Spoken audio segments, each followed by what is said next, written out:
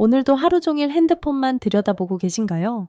혹시 그 사람에게서 연락이 올까봐 알람 소리 하나에도 가슴이 철렁 내려앉지는 않으신가요? 이별 후에 가장 고통스러운 건 다시 만날 수 있을지 없을지 모르는 그 막막함 때문이죠. 오늘 제가 여러분의 그 답답한 마음을 시원하게 풀어드릴게요.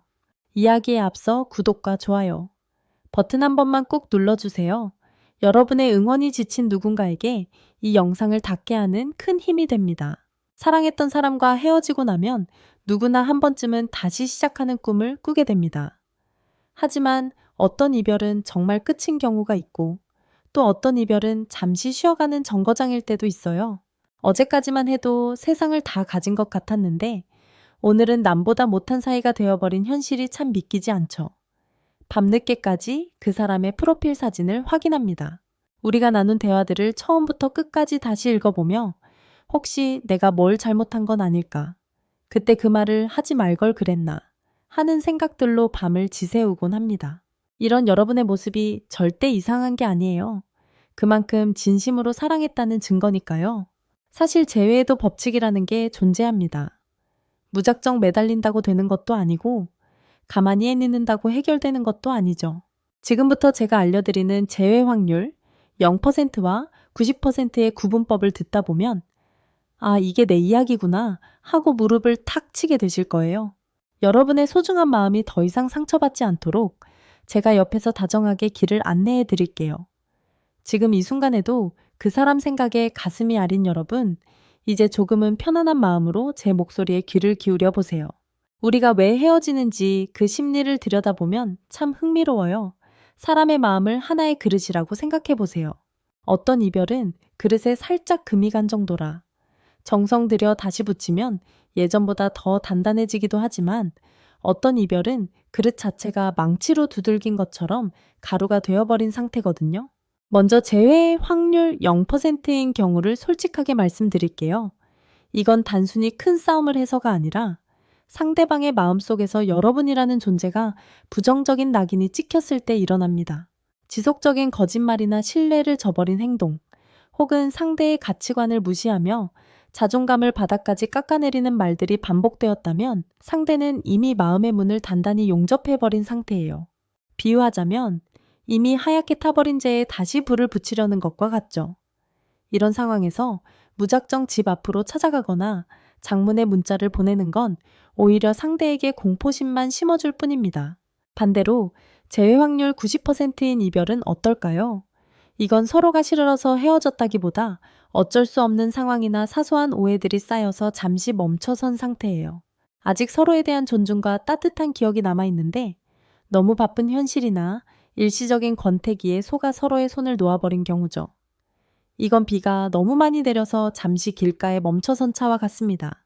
비만 그치고 시야만 확보되면 차는 언제든 다시 출발할 수 있거든요. 내가 상대에게 여전히 따뜻한 사람으로 기억되고 있는지 아니면 떠올리기조차 싫은 악몽으로 남았는지 그 차이가 결과를 결정합니다.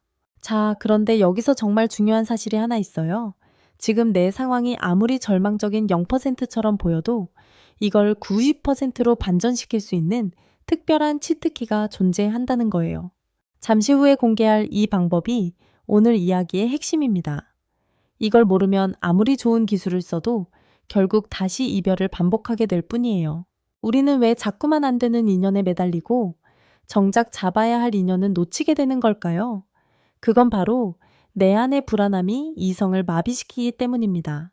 심리학에서는 이걸 불안정 애착의 발현이라고 부르는데 상대가 나를 떠날까봐 더 세게 움켜쥐려다 오히려 상대의 손목을 아프게 만드는 격이죠. 지금 여러분에게 필요한 건 그 꽉 쥔 손을 잠시 풀고 내 마음이 지금 얼마나 뜨거운지 혹은 차가운지 확인하는 일입니다. 이제 구체적으로 어떻게 해야 할지 오늘 바로 실천할 수 있는 3가지 행동 지침을 드릴게요. 첫 번째는 가장 힘들겠지만 무조건적인 침묵의 시간을 갖는 거예요. 많은 분이 조급한 마음에 장문의 편지를 보내거나 전화를 하지만 지금 상대방에게 필요한 건 당신의 목소리가 아니라 당신의 빈자리입니다. 그 사람이 당신의 부재를 느껴야 비로소 소중함을 깨달을 틈이 생기거든요. 최소 2주에서 한 달은 그 어떤 흔적도 남기지 말고 꾹 참아보세요. 이 침묵은 포기가 아니라 더 큰 도약을 위한 가장 강력한 전략입니다. 두 번째는 나를 가장 빛나는 사람으로 만드는 작업입니다. 단순히 외모를 가꾸라는 뜻이 아니에요. 그동안 연애하느라 소홀했던 나의 취미, 친구, 그리고 커리어에 집중하며 내가 나를 사랑하는 모습을 보여주는 거죠. SNS에 슬픈 글귀를 올리는 대신 내가 내 삶을 얼마나 멋지게 꾸려가고 있는지 은근하게 보여주세요. 사람은 누구나 스스로를 사랑하는 사람에게 매력을 느끼기 마련이니까요. 마지막 세 번째는 가벼운 안부로 문을 두드리는 거예요. 충분한 시간이 흐른 뒤에 마치 어제 본 친구처럼 아주 가볍게 연락을 시작해야 합니다. 자니? 같은 미련 섞인 말 말고 그 사람과 공유했던 아주 사소한 기억을 빌미로 오늘 길 가다 네가 좋아하던 카페를 지나치는데 네 생각이 잠깐 나더라. 잘 지내지?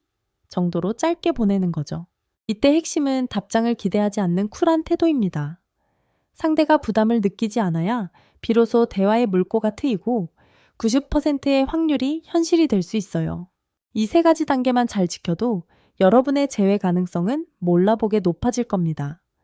사실 이 모든 과정보다 더 중요한 게 있어요. 그건 바로 지금 이 영상을 보고 계신 여러분 자신이에요. 누군가를 그토록 깊이 사랑하고 다시 잘해보고 싶어서 이 늦은 시간까지 고민하는 그 마음이 얼마나 예쁘고 귀한지 아셨으면 좋겠어요. 사랑에 실패했다고 해서 여러분이 부족한 사람이 되는 건 절대 아니니까요.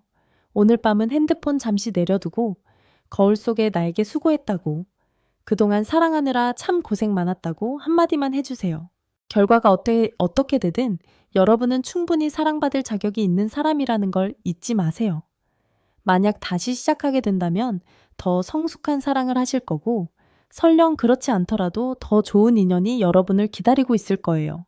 제가 항상 여러분 편에서 응원하고 있을게요. 오늘 밤은 부디 꿈도 꾸지 말고 푹 주무시길 바래요. 지금까지 여러분의 마음을 안아드리는 심리 치트키였습니다. 감사합니다. 감사합니다.